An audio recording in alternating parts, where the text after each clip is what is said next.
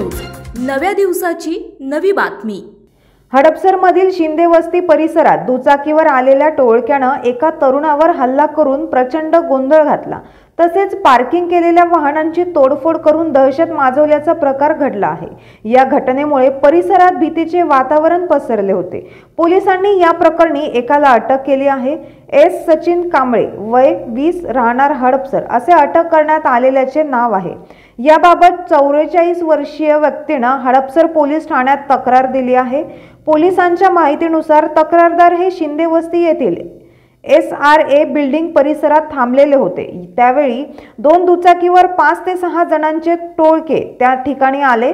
त्यांनी तक्रारदार यांच्यावर लोखंडी हत्याराने हल्ला केला। त्यांना लाथाबुक्क्यांनी बेदम मारहाण केली। अचानक गोंधळ सुरू झाल्याने नागरिक जमा झाले। तेव्हा टोळक्याने मोठमोठ्याने आरडाओरडा करत गोंधळ घातला। तसेच नंतर पार्किंग केलेल्या वाहनांची तोडफोड करून परिसरात दहशत माजवली। त्यानंतर टोळके पसार झाले। नंतर याची माहिती हडपसर पोलिसांना देण्यात आली। त्यानंतर पोलीस घटनास्थळी दाखल झाले। पोलिसांनी पसार झालेल्या एकाला अटक केली आहे, तर पसार झालेल्यांचा शोध घेतला आहे। अधिक तपास पोलीस करत आहेत।